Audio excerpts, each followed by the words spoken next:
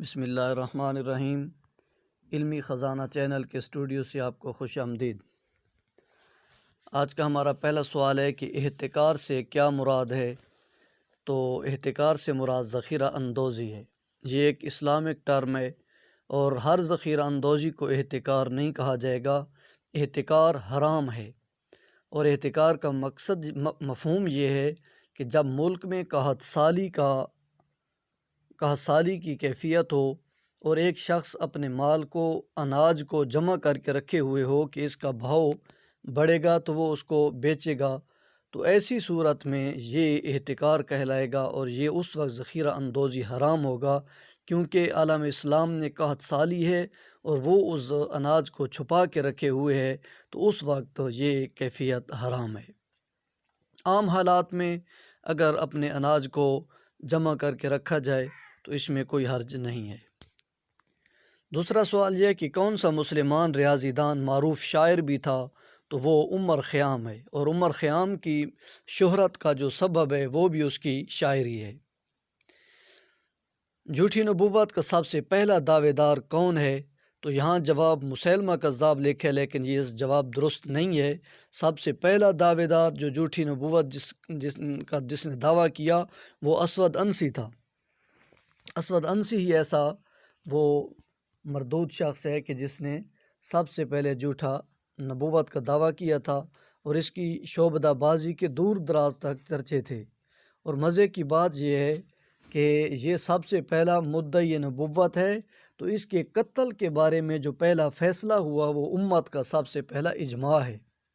یعنی اس سب سے پہلے جو اجماع ایک اسلامی فقہ حنفی کی یا تمام فقہا کا اپنا اجماع ہوتا ہے، تو سب سے پہلا جو اجماع ہے امت محمد کا وہ بھی یہی ہے کہ جھوٹے مدعی نبوت کو قتل کیا جائے۔ تو اسی فیصلہ کے مطابق اسود عنسی کو حضور کے زمانے میں ہی قتل کیا گیا تھا۔ یہ اسود عنسی سب سے پہلا جھوٹا مدعی نبوت ہے جس نے حضور علیہ السلام کے زمانے میں ہی نبوت کا دعویٰ کر دیا تھا۔ اگلا کویسچن ہے کہ مصارف زکوٰۃ سورہ توبہ کی کس آیت میں بیان ہوئے؟ تو یہ آیت نمبر 60 ہے۔ تفسیر تدبر القرآن کا مفسر کون ہے؟ تو وہ مولانا امین اصلاحی ہیں۔ اگلا سوال یہ ہے کہ تقریب التہذیب اس کا مؤلف کون ہے؟ تو تقریب التہذیب کا مؤلف علامہ حافظ ابن حجر عسقلانی رحمہ اللہ ہے۔ اور مزے کی بات یہ ہے کہ حافظ ابن حجر نے تقریب التہذیب کو اپنی کتاب تہذیب التہذیب سے مختصر کیا، کیونکہ حافظ صاحب نے پہلے تہذیب التہذیب لکھی، پھر وہ لمبی تھی، مطول تھی، تو اس کو مختصر کرنے کے لیے تقریب التہذیب لکھی۔ اور تہذیب التہذیب پر بھی اگر غور و فکر کیا جائے تو یہ بھی حافظ موزی رحمہ اللہ کی تہذیب الکمال کی تلخیص ہے۔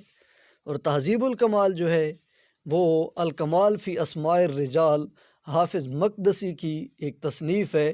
حافظ مقدسی نے سب سے پہلے علم الرجال ایک ایسا علم ہے جس میں محدثین جو حدیث لے کر آتے ہیں، اس حدیث کے جتنے راوی ہوتے ہیں جنہوں نے حضور علیہ السلام سے لے کر آج کے زمانہ تک ہم تک وہ حدیث پہنچائی ہوتی ہے، تو اس حدیث کے جو راوی ہوتے ہیں انہیں رجال کہا جاتا ہے۔ رجال ویسے مردوں کو کہتے ہیں، لیکن یہ خاص ٹرم ہے۔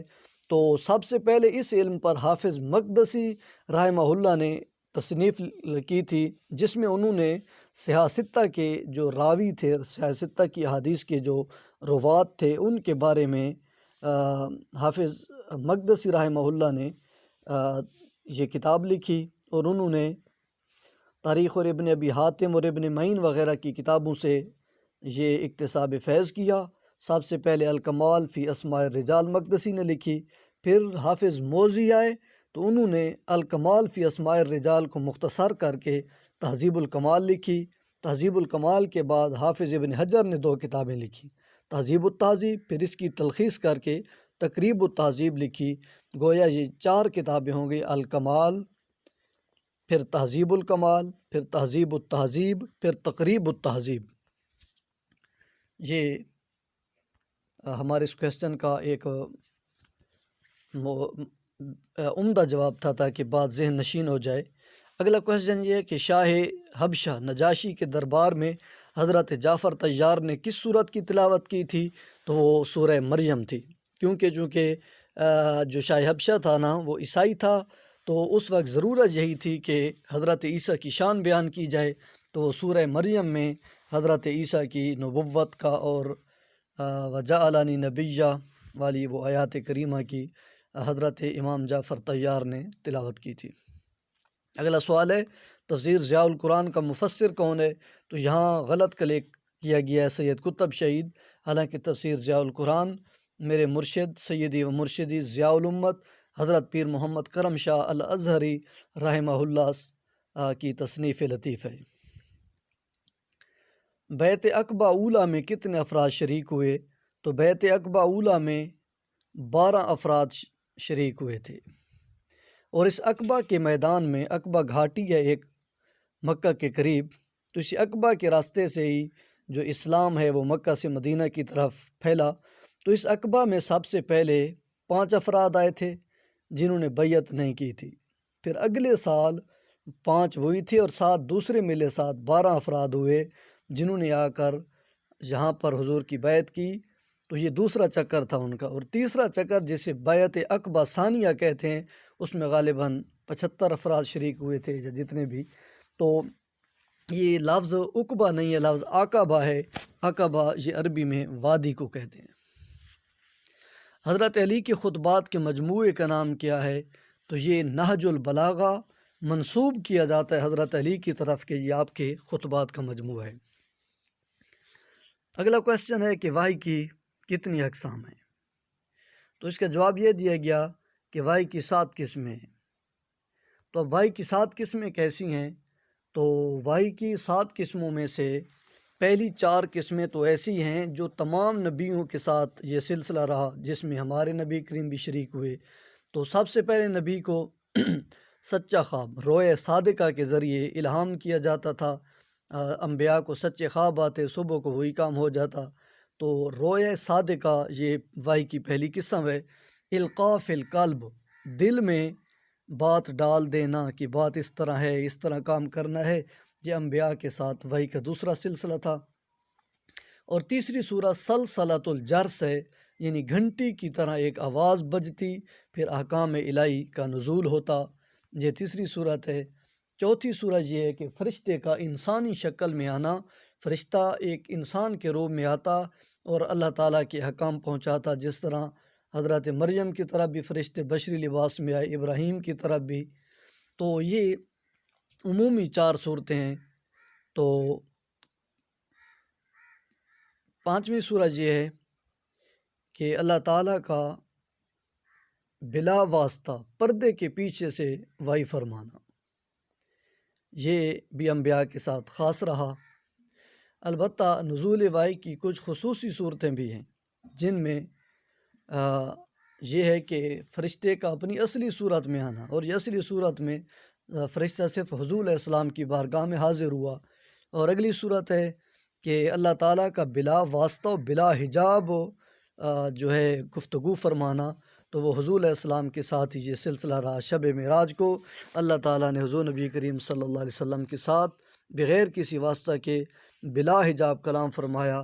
تو یہ 2 صورتیں ہو گئیں، 5 عمومی ہیں اور 2 یہ خصوصی صورتیں ہیں، اور یہ 2 صرف حضور علیہ السلام کے ساتھ ان کا تعلق ہے۔ آگے سوال ہے دی اسپرٹ آف اسلام کے مصنف کون ہیں؟ تو وہ سید امیر علی ہیں۔ اپنشد کے مطابق کائنات میں کس کو برتر حیثیت حاصل ہے؟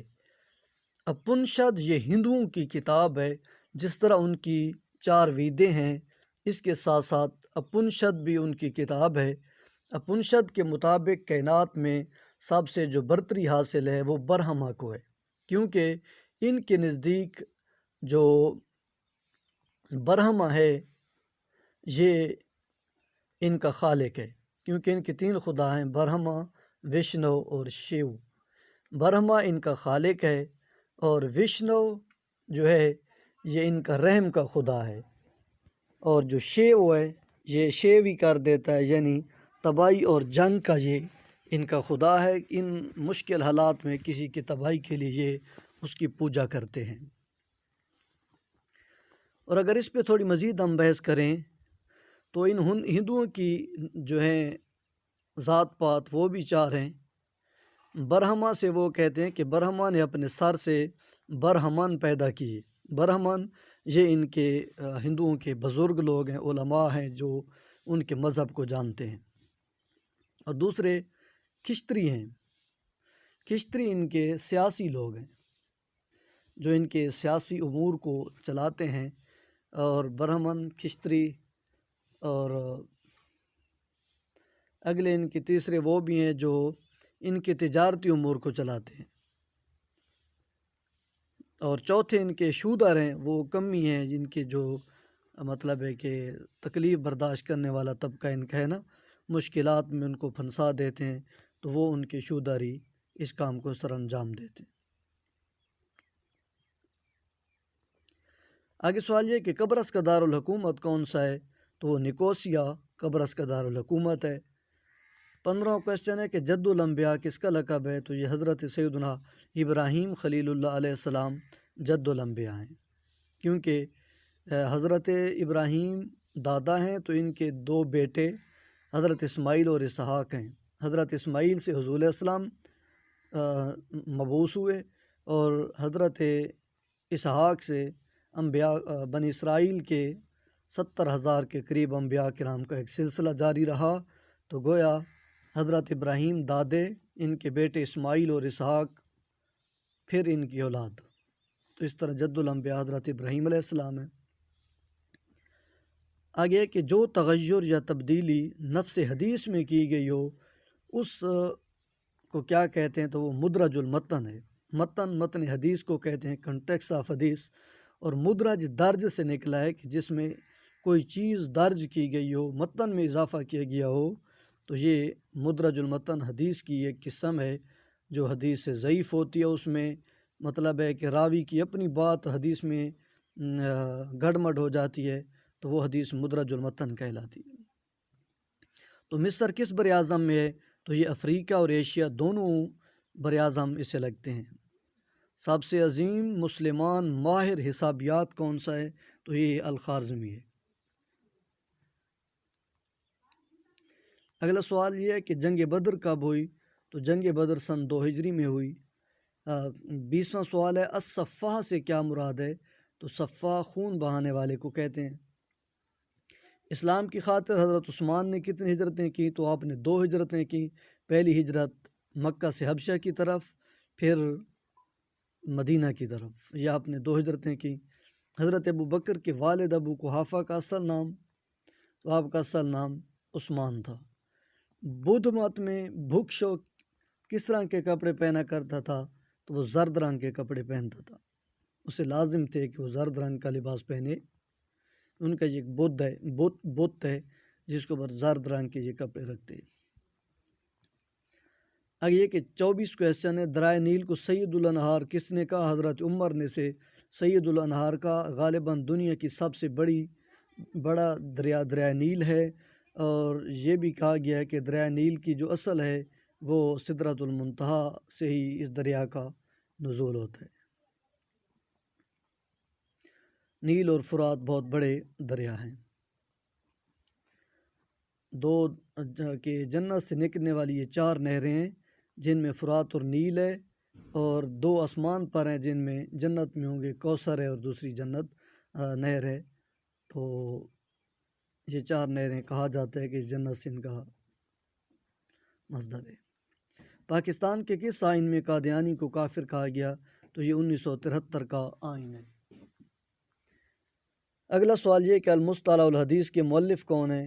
تو المصطلح الحدیث تیسیر المصطلح الحدیث، یہ ڈاکٹر محمود الطحان کی کتاب ہے جو عربی میں لکھی ہوئی ہے۔ 27واں کویسچن ہے کہ حدیث جبریل کا راوی کون ہے؟ تو حدیث جبریل کے راوی حضرت عمر بن خطاب ہیں۔ یہ مشکات المصابیح کی پہلی حدیث ہے جسے حدیث جبریل کا نام دیا گیا۔ حضرت جبریل ایک عام انسان کے روپ میں حضور کی بارگاہ میں آئے تھے اور پوچھا تھا کہ اسلام کیا ہے، ایمان کیا ہے، قیامت کب قائم ہوگی، وغیرہ وغیرہ۔ خالق افعال العباد کس کا نظریہ ہے کہ بندوں کے افعال پیدا کیے گئے ہیں، یعنی بندوں کے افعال مخلوق ہیں، یہ ایک نظریہ تھا جس پہ بڑی بحث و تمیز بھی ہوتی رہی اپنے دوروں میں، تو یہ معتزلہ کا موقف ہے۔ کون سی تفسیر؟ تفسیر بالمعصور کا بہترین نمونہ ہے تو یہ امام ابن کثیر کی تفسیر القرآن العظیم۔ اور 30واں سوال ہے کہ حتیٰ تنکح زوجا غیرہ، قرآنی حکم کا اطلاق کس نوعیت پر ہوتا ہے؟